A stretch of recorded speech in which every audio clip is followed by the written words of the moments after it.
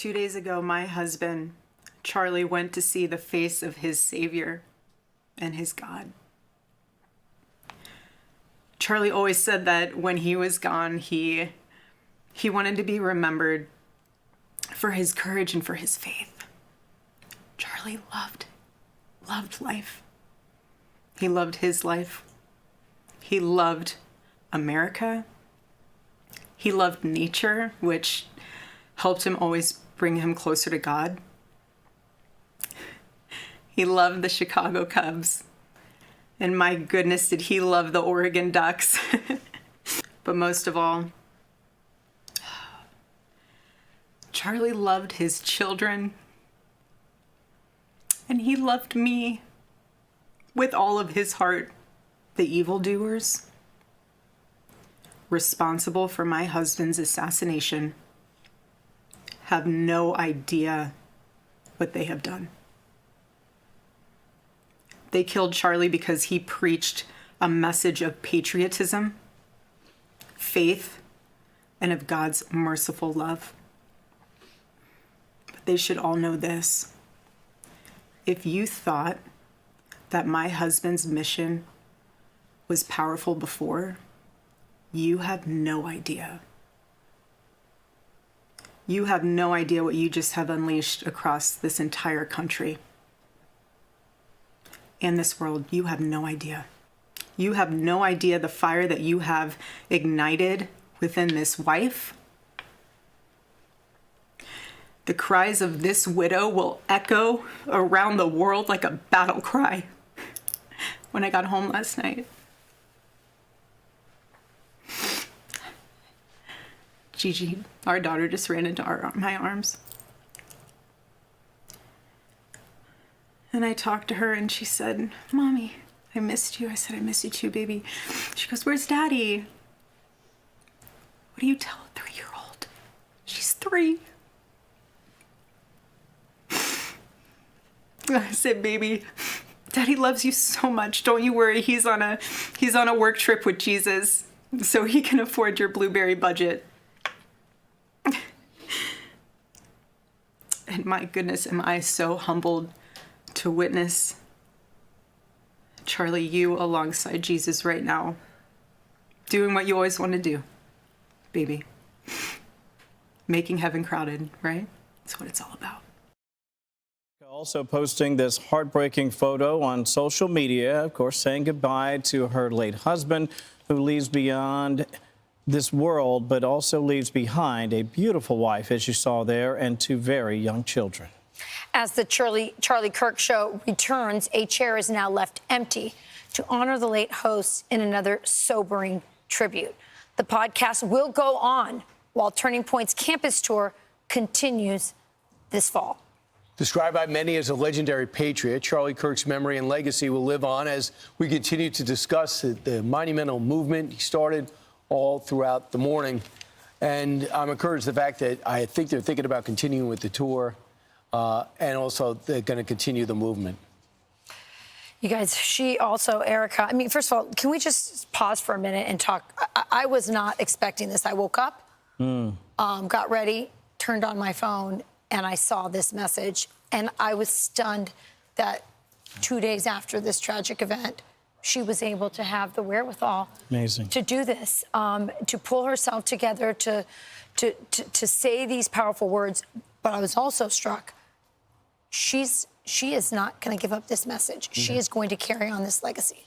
There's no doubt about it. I think that there's a few things going on. I mean, he's got a 15-stop tour going through. He is somebody that really, as Ben Shapiro was saying yesterday, he's got a pretty strong movement, you know, grassroots movement, but no one has anything like this. No. And he relates to young people, as President Trump told us yesterday, better than anything he's ever seen. And also that podcast is extremely powerful. We watched his producer on yesterday with Laura Ingraham. If you talk about talent, I think he's a very talented guy that maybe could continue and understood. But the one thing that struck me that I had no idea to the length of which he was a biblical scholar. I mean, you pump out any passage about this guy knew it verbatim. You watch some of this stuff online when people start challenging his religion, his beliefs, his values, and it blows you away. Yeah, well, it was really something. I mean, I enjoyed her comments for a couple reasons. First of all, the strength. I think you nailed it. I mean, to have the strength and the wherewithal to do that as you take a look there. I don't know if you got a chance to see this. You know, she was holding that cross. You see her holding out of the window right there. We saw that. When they were taking the body to Air Force Two.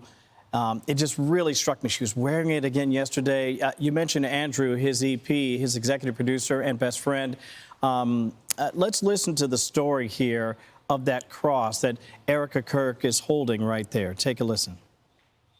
That was actually a necklace that Erika gave Charlie when they were dating. And she said, well, you're a Christian, why don't you wear a cross? And he said, I don't know, I'm not a jewelry guy.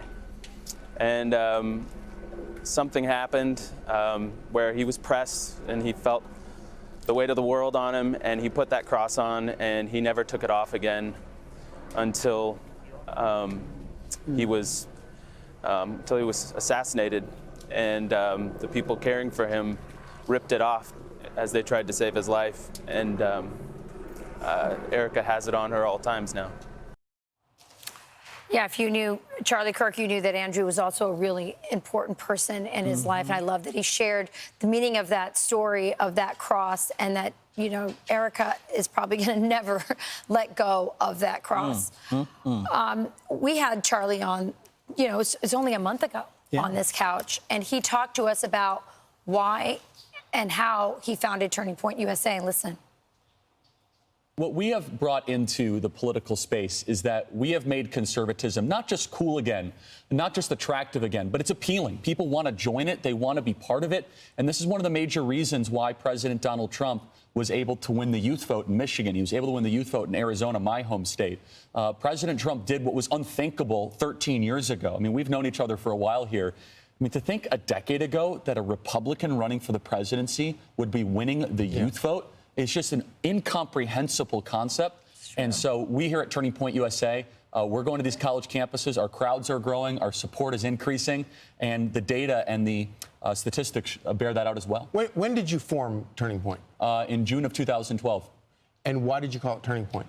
You know, at the time, I felt as if we were kind of in a generational turning point. That was right before the re-election of Barack Obama. And I had just graduated high school. I kind of saw the liberal influences in curriculum. I grew up in the northwest suburbs of Chicago in Wheeling High School. And there I was, a young high school graduate with no money, no connections, and no idea what I was doing. I said, hey, I think we could do a better job of reaching young people. Yeah. And now we contrast what we've been able to do, largely thanks to the movement that President Donald Trump has built. We've kind of been riding that energy and that momentum with where the Democrats are now currently. I mean, the tables have completely flipped over the last decade. And it goes to show that this patriotic revival is being led by the youngest Americans. That should give everyone a lot of hope. He's right. It is being led by young people, but in no small reason is because Charlie Kirk, it's fitting, he died on a college campus. Yeah. He was one of the most influential people in American politics. He could have been basking in the power of the Oval Office. He could have. Sure. It wouldn't be strange to think he could have been a cabinet secretary. That's how much he was loved and respected by Trump world. And yet, Charlie Kirk returned to the college campuses where he knew the real ideological cancer was, and to give not just the message, but to give support to conservatives who are so silent, never hear their point of view in their classrooms. It's spectacular what he did single-handedly, as he said, making conservatism cool again by daring to go onto campuses and tell the truth. A patriotic revival, Brian. Yeah, I tell you, when he came in and filled in, I texted him right after. I've never seen someone come from the outside. Yeah. He was amazing. Did you feel the same way? Of course. I mean, the way he was able to ride with everything, be conversational, because that's the way he approached his job on stage. That's right. There's no teleprompter on his stage. Nope. So he's talking from the heart, able to go for 4 hours, and he looks like he could have done a fifth. But the thing that struck me most was the footage that you guys had after the show was done. I see everyone taking their microphone, and his daughter comes running up full speed so cute. and jumps right into over his there. arms. Yeah. I thought that was amazing. So it was like a family affair. And I thought to myself, this guy's going to be here, because he fits so well in at Fox with the anchors. Not that he agrees or disagrees with anyone or agrees with everyone. It's just that he just fit right in, just a normal person, not caught up with them. The issues matter more than the person, and the country matters more than anything else. And I think that, personally, I think this is where his next lap would have been. In some way, shape, or form. What I noticed when he was here, and the children were, he had mentioned they're going to come, and I said they're going to come to the show, and he goes, not on camera, but he was very protective. He was very aware of the security issues that he had, and if you notice, there's never a picture of the children's faces because he like so many campus speakers, but he more than any of them.